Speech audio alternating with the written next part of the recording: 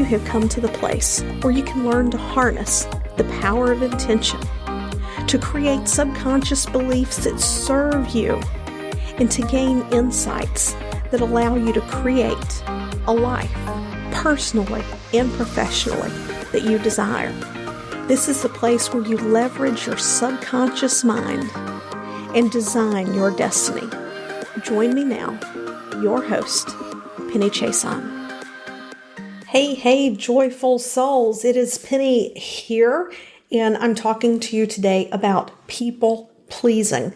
This is something that I see a lot of, and a recent conversation in my membership triggered the desire to come on here and explain to you more about the different ways people pleasing can creep into our life.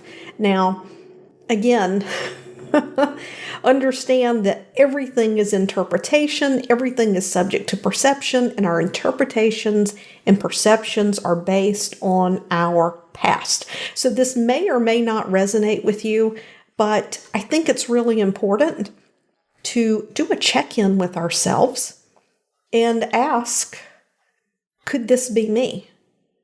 When I do things that create frustration in my life, or I find myself spending most of my time seeking out approval from others, is this what I'm really doing here?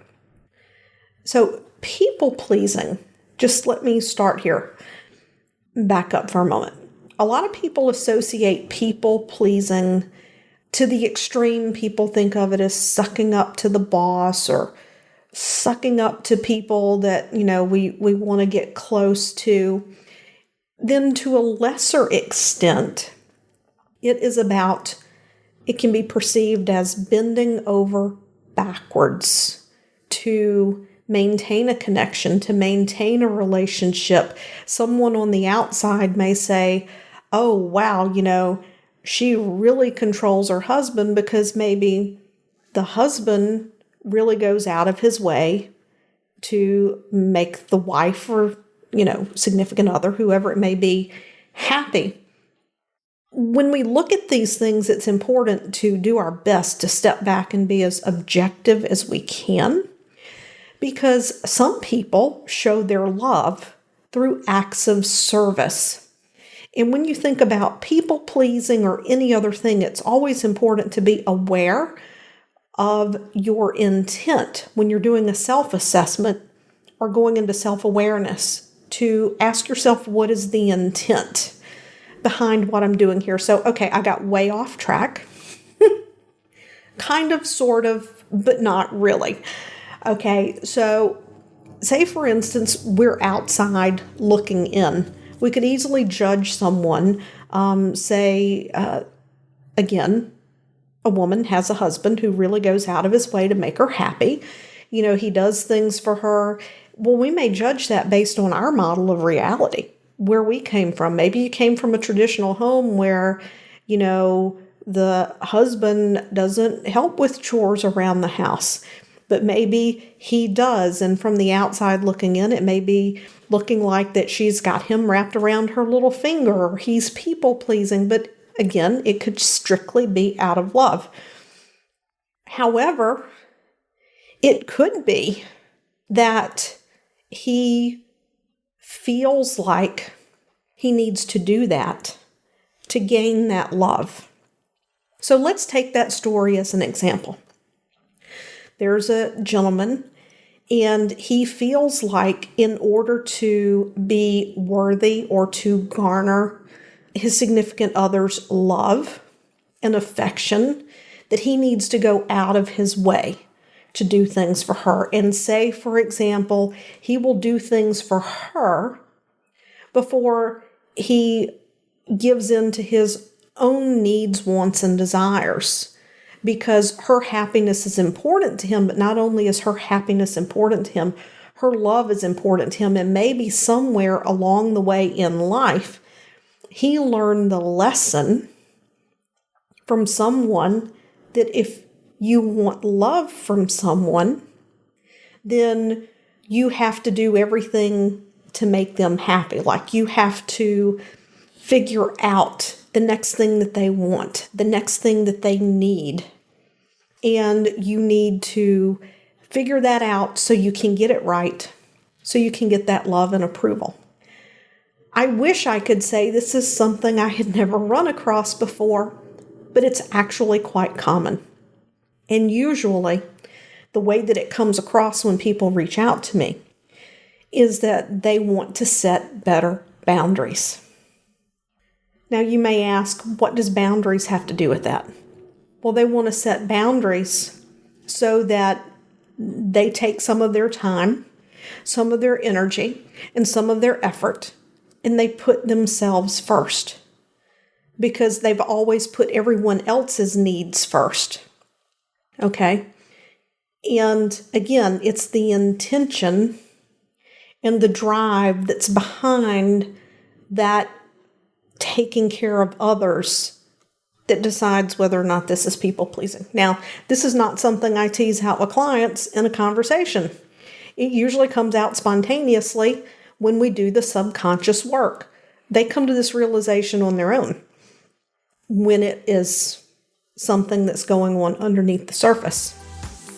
Have you spent thousands of hours and dollars working with coaches, doing the mindset work, taking advantage of every course, tool, tip, trick, or technique that you can get your hands on so that you can lead your most joyful, most fulfilling life, yet you still find yourself hesitating or holding back? Then I would like for you to consider a call with our team. Head over to pennychason.com and let's have a chat today and see if you would be a good fit for the subconscious work that gets these blocks out of your way so you can move forward in life. So, what are some other ways that people pleasing can come across? It can be much more subtle than that. People pleasing can be so very subtle that you can wrap it in a cloak of, I'm just looking for feedback, and not realize that you are making your decisions based on whether or not you're approved of. That's people pleasing. So, for example, within my business, obviously I make decisions based on what my clients are looking for, what the people who choose to work for me are looking for. Just like this podcast episode, this is based off of feedback that I have gotten from people who've chosen to work with me, whether it was self-hypnosis, the membership, one-on-one. That's where this came from. Take, for example, my business. This podcast episode is a perfect example.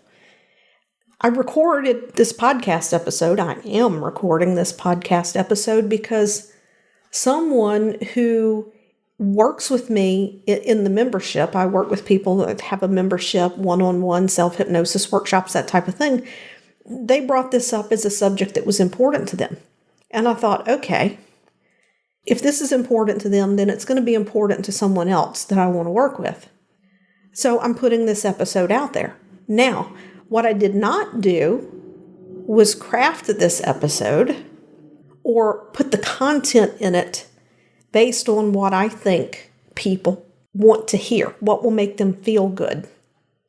What I'm here to do is bring people awareness so that when we recognize these things, we can get rid of them. When we recognize where our thinking is coming from or where our behaviors are coming from, then we have the ability to choose to change them or to choose to stay the same. We get to choose. It's all powerful. It's what we get to do. So this people pleasing can show up in terms of like, what is it that I have to do to get this love? Not serving because we love, but what do I need to do to receive love? What do I need to do to receive that approval? Externally looking for validation of our self-worth. And again, splitting the difference in that objective data like for me, running a business, objective data is important as to whether or not I talk about a certain subject on the podcast. I follow that data. It's smart business, but I don't base how good I am on what that data says or what people tell me. It gives me information that I need to adjust, but it doesn't make me mad or right or wrong, good or bad, lovable or unlovable, worthy or unworthy. I am who I am, and my business is a thing that allows me to serve you. So if you are finding that you're spending more time taking care of other people's needs than your own, that you are, say for example, you have a business coach or transformation coach and you find yourself taking action on what they say even though it's not what you want, then ask yourself, what is causing me to do these things? Am I subconsciously people-pleasing? And let's just toss a term out there, on a micro level. It's not the obvious teenage, suck-up kind of people-pleasing. It's just this very subtle, and we don't realize we're doing it unless we really take a hard look. So this is the beauty. Awareness is something that you have within you all the time. If you want to experience change in your life, then it's important to have awareness, because without awareness, we can't make choice. But with that awareness, you can make the choice to shift, to change. Maybe it's just simply to change your story around something, not even to change a behavior. And simply changing your story changes the way things look and feel to you. So I hope you've enjoyed this episode of the podcast. And I would love to know how you feel about this topic. So feel free to comment if you're seeing this on YouTube, hit reply if you got to this through an email, or leave a positive review if this episode is something that helped you today. Bye now. Thanks for tuning in today. I would love it if you would head over to iTunes and leave a positive review about how this episode has helped you to improve your life. When you leave a positive review, it helps us to reach even more people, helping them to change their lives, and that positive energy and vibration of sharing comes back to you as we spread the message of how you can use the power of intention, creating stronger subconscious beliefs, and raising our vibration to create the life that we desire, the one that we're here to truly live so that we can fulfill our purpose in life. Once again, thanks for tuning in, and I'll see you next time.